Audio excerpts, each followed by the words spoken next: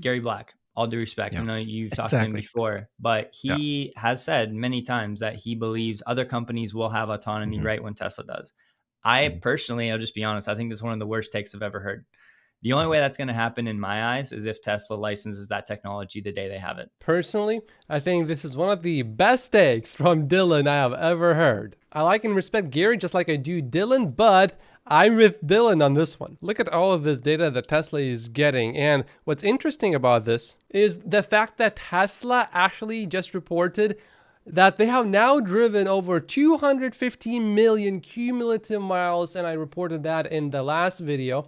And this would be 150 million, so we need to add 50 more million miles, so it would be this much higher. So this chart just went up straight up. Not only does Tesla have a huge advantage when it comes to data, the gap between everyone else and Tesla is growing exponentially. So your only hope is to bet on a LiDAR system that relies on HD maps, which you know is not scalable, but you can make it work locally in a city, and maybe you can have a little monopoly in the city that you choose. And that will only work if it will take a very long time for Tesla to solve full self-driving with vision only, because once that happens, Tesla will be able to deploy vehicles with cameras, which are very cheap, everywhere pretty much in the world, certainly in North America, and all of these LiDAR solutions will be too expensive. So all of these competitors just hope that it will take a long time for Tesla to solve full self-driving, but I don't think that is going to be really the case here. It could take a while, but I don't think it's going to be as long as many of these other competitors think. I did see one criticism of Tesla's data advantage, which on the surface, it actually does sound good. And the argument goes, Tesla, out of these millions of miles, only gets really a few clips, they say. Well, Tesla does get quite a few clips actually, but what you need is the clips that are the right clips. If you just do simulations, you will never really get the clips that you actually need to improve the system, because there's no way you will think of every single scenario that actually will happen in the real world. So you actually need real world data. And Tesla does have that data. Tesla does see every single weird, unexpected scenario in these 250 million miles that Tesla vehicles have driven on full self-driving beta. And I would even go a step further and say that the data that Waymo and Cruise are collecting actually is not as useful as Tesla's data, because they always stay in the same place. And if you ever took a Waymo, it will often try to take an easier route. What does that mean? It is purposefully trying to not get the best data that it actually needs to get. And they are largely limited to just one city, whereas Tesla's vehicles are everywhere. So you're getting data from every single city. And every single one of them has something really weird. I've come around on Optimus because when it was first announced, I said, all right, 5-10 years, I'm not really going to think about it too much. It's going to be one of Mhm. those projects they have to figure out. But okay, the clip that they showed us, at Investor Day was pretty awesome and doing some things that I definitely was not expecting. So I will not at all be surprised. And I actually now think that Optimus will be in the Giga Mexico. Like, Yeah. I'm pretty confident they're going to have at least a small task for Optimus in the Giga Mexico production line. Once that happens, then people's minds will start to open to, okay, like when it really has a real world use case where it can replace a human and that flywheel moves a little bit, that'll be a Mhm. big deal. Now I don't know anything about, production speeds or rates, but um, it's not a product I can really add much value in talking about. I know there are people better suited to get into the details and specifics and the engineering on that side, because it's really not a space I've spent a ton of time thinking about or researching, to be honest. Mhm. But yeah, I do think it'll be an actual product with a use case sometime in the next year, or at least year or two. When I first saw that clip from Investor Day, the one that I just played for you, I thought it's maybe just CGI and Tesla just showing what will be possible in the future. And then Tesla did not say it's CGI, meaning it's actually real. And that got interesting very quickly to me. As Yeah. far as I can tell, you are going to probably have the most polished eye. This is not CGI at all. Oh no. There's some there's some nice lighting, some backlighting that Right. maybe prevents you from seeing certain details because it's like all sci-fi movies. It's always a dark set for some reason. Right.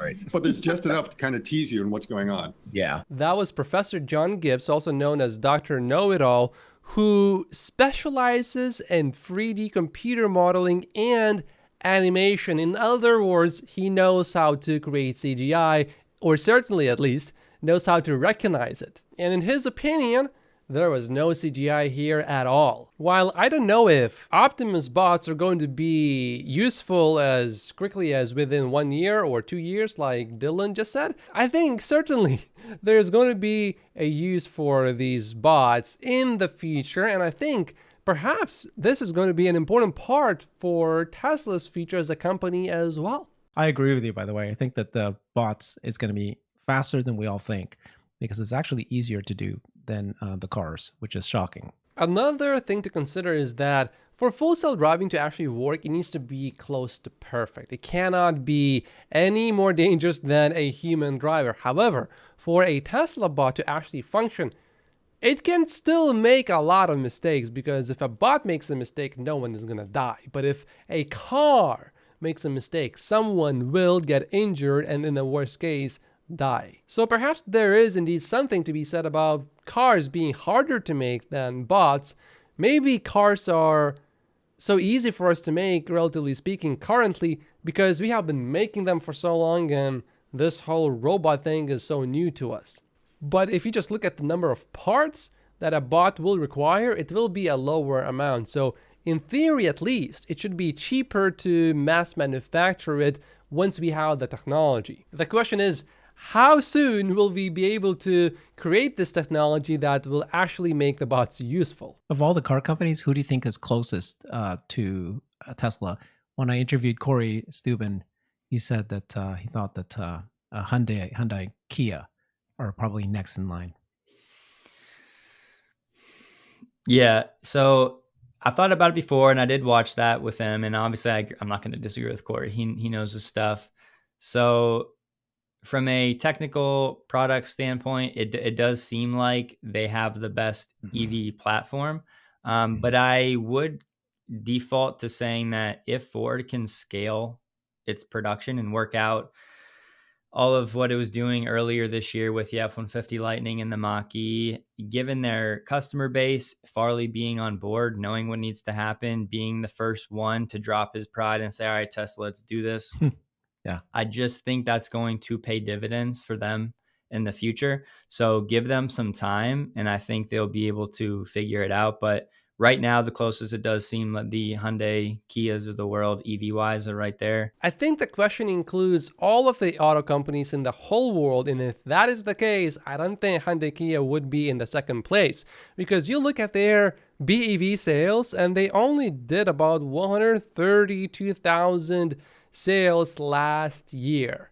BYD, on the other hand, delivered almost 1 million battery electric vehicles, and their sales are still growing very fast. Not only is it important to produce a compelling EV, it is also important to produce compelling EVs at compelling prices in high volume. And BYD has proven to be fairly capable of that so far. So I say BYD is number 2, although if we exclude China, then I sort of do see their point. Yeah. Prior to this, I was a financial advisor for 4 years. I worked with Edward Jones, lived in Arizona for a year and went through their extensive training, and then came back home to my hometown. Got to manage north of $60 million while I was there. So just helping families, and learned that like people are very different when it comes to money. And even though I think Tesla might be hands down the best risk adjusted investment on the market, that doesn't mean that everybody should own it. I do want to say people really need to understand their own risk tolerance. They need to understand how much leverage, how close to all in can they be and still be mentally okay and not be stressing out and emailing people, should I be selling, get it taken out margin? Like, just because somebody else does it, and just because Tesla is such a great investment and we all know and agree it, doesn't mean you should be in it. Like, I need that point to land. So just because, yeah, overall your well-being is important. And I know there are people that at the end of 2022 did what? They sold their Tesla because they couldn't take it anymore. They saw their account value go down too much and they panic sold. And my heart goes out to those people because I know that emotion and empathy is real. But for me, I am in the public markets all in Tesla, but I'm a very risky person. I'm a risk taker by nature, calculated risk, of course. I do agree with Dillon, and back in December, there was one person that said, you know, Matt, you should actually sell your Tesla stock. And that was in the middle of December, towards the end of December. And I said, you silly, silly goose. I'm going to buy all of your Tesla stock. You just sold shares and I'm going to be buying all of these shares. Generally, I tell my family to not buy Tesla stock. I tell them, hey, look, if you buy Tesla stock, do not buy any more than what you are willing to lose because it is extremely volatile. And I don't want to be called every single day or every time when Tesla stock drops 2%, 3%, 5%, 10%. You know, we're going to have more days like that where Tesla stock will drop 11% in a single day, just like it happened here. And for some people that have very low risk tolerance or have trouble really understanding the opportunity, you are perhaps better off just not investing much in Tesla stock because the mental toll that you will take, the drama and the stress that you will feel may not be worth the return that you will get. Even if you double, triple, quadruple, quintuple, 10x your money. And if you want to put 100% of your stock portfolio or 50% of your stock portfolio into Tesla stock, you don't need me to tell you that you should do it because you will do it anyway. The only thing that I'm strongly against is going into margin to buy more Tesla stock, which is basically borrowing money against your Tesla stock to buy more Tesla stock. If you do it, I respect how brave you are, but that's something that I will never do because I want to sleep very well at night. And in December, I slept every night so well because I have zero margin. Although I have to admit, there were a few nights where I was having maybe a slightly hard time sleeping because I was just so excited about the opportunity. And I thought, you know, I don't know how long this is going to last, but I'm going to take advantage of it. And I did. I was that guy in 2012 making custom Tesla shirts that I would wear to poker games with my friends. And they would all be the ones hating on Tesla, like, oh, why do you like that company? Like making golf carts, that whole narrative. And I said, I told him at the time, I'm like, if your ownership of Tesla stock should not be zero. And in a couple of years, you will be thanking me. And for every 5-year period, that's essentially been the case.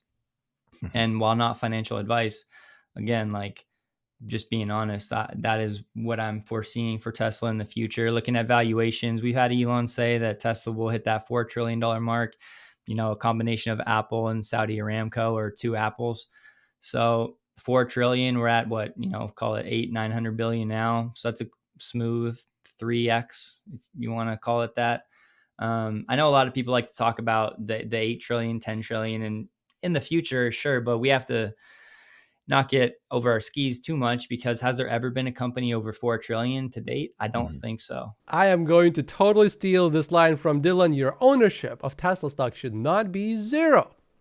Definitely stealing that one. Although I do want to push back against the fact that there hasn't been a $4 trillion company yet. Well, just a few years ago, there hasn't been a $1 trillion company, and now we have 6, and Tesla is going to be number 7 probably pretty soon. And Apple is worth almost 3 trillion already. It won't be too long before we see a company worth $10 trillion. Simply because there's just so much innovation, there's AI, there's new technologies that will make us so much more efficient, and that's why, one of the reasons, why a lot of these companies are going to get bigger, and if not these companies, it will be new companies. Where's my conviction come from? Again, it just stems from the total addressable markets that Tesla is in. They're the biggest ones on the planet. Automotive, energy, robotaxis brand new, Optimus brand new. Don't even know how big those markets are. They're already a global company. So all these people that talk about BYD, they're still mainly China. Now, yes, they're expanding slowly into Europe, but they still have to prove themselves in Europe, and who knows if they'll ever make it here. Well, guess what? Tesla's already United States, China, Europe, and many other countries. Already global, already proven, already really the entire world is trying to get their business. That's not going to stop. Their products will only get better. Their prices will only get better. Their manufacturing will only get better. They have the talent. That's where everybody wants to go. They have a proven track record. They have proven demand.